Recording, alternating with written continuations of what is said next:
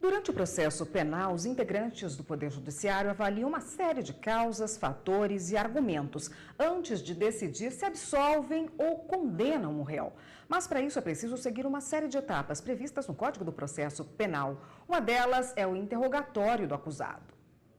É no interrogatório que o juiz tem a oportunidade de ter novas informações. Nessa parte do processo, o réu, acompanhado de um advogado, pode apresentar a própria versão sobre os fatos, relatar a dinâmica dos acontecimentos, expor uma tese defensiva ou até mesmo ficar calado, sem que isso seja interpretado contra ele. A obrigatoriedade do interrogatório está no Código de Processo Penal. O artigo 185 determina que o acusado deve comparecer perante a autoridade judiciária no curso do processo penal e será qualificado e interrogado na presença de um defensor, constituído ou nomeado. Em 2009, uma alteração no CPP feita por meio de lei também permitiu que, em alguns casos, o interrogatório seja feito à distância, por videoconferência. Para que isso aconteça, o juiz precisa fundamentar a decisão, que deve levar em conta, entre outros fatores, o risco à segurança pública, a participação do réu no processo e a influência do réu sobre vítimas e testemunhas. Antes de decidir pela condenação ou pela absolvição do réu, os juízes analisam as informações e provas apresentadas pelo Ministério Público, acusado, defesa e também levam em conta o depoimento das vítimas e das testemunhas. Além disso, avaliam as provas documentais e perícias que se encontram no processo. Bom, e para falar sobre esse assunto, está aqui no estúdio o advogado Kleber Lopes. Boa tarde, doutor. Boa tarde. Bom, existe algum limite, se é que ele existe? Quais são esses limites para o interrogatório? Bom, o limite temático do interrogatório é exatamente o fato deduzido contra o réu, ou seja, o réu só pode ser interrogado exatamente sobre aquilo que lhe é atribuído. O réu não pode ser surpreendido no interrogatório com outras acusações, ou seja, com outras inquirições que digam respeito a fatos estranhos àqueles fatos que estão na denúncia. Esse é o limite temático do interrogatório. Mesmo que o réu responda a outros processos que, porventura, podem estar até ligados de alguma forma, ele só pode responder sobre aquele que está sendo alvo. Exatamente. Quando o réu é intimado para comparecer a um interrogatório, ele vai cientificado de que responderá sobre uma acusação específica. Naquela audiência, ele somente falará sobre aquele processo. Outras acusações que pesam contra este mesmo réu, mas que estejam em processos diversos, não podem ser objeto daquele interrogatório. O silêncio é permitido? O silêncio é permitido. Veja, o réu não é obrigado a produzir prova contra ele mesmo. E a Constituição Federal estabelece isso como uma garantia fundamental de todo e qualquer réu. Então, o réu pode perfeitamente permanecer em silêncio e não pode, por isso, ser prejudicado na condenação. Quer dizer, isso não pode contar em desfavor dele? Não pode, muito embora a legislação processual assegure àquele réu que confesse a prática do crime uma redução da pena.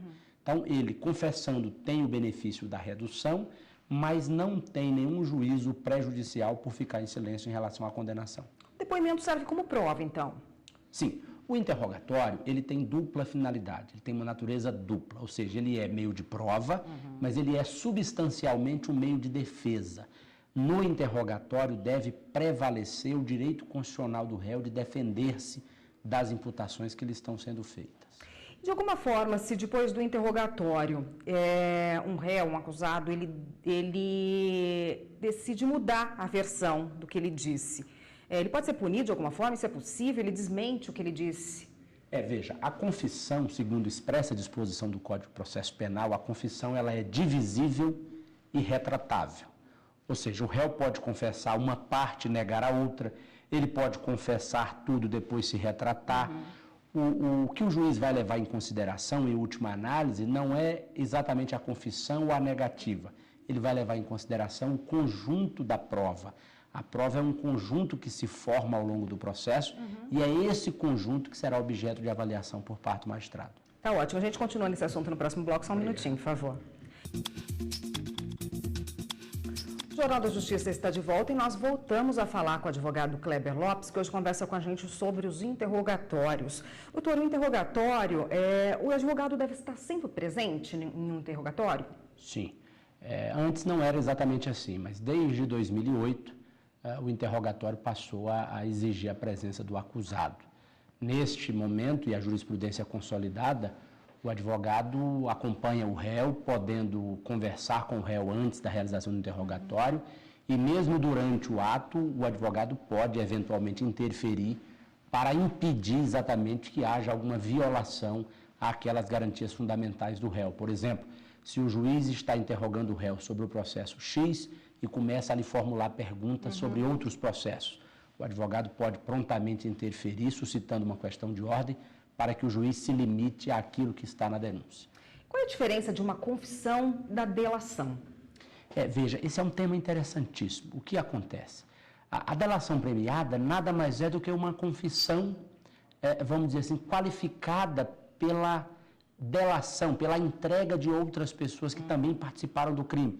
Então, antes da legislação trazer para o Brasil esse benefício decorrente da delação, da colaboração, nós tínhamos vários casos no processo penal em que um réu resolvia confessar, e é importante dizer que as pessoas resolvem confessar por várias razões, mas alguém resolvia confessar e dizer tudo o que tinha acontecido.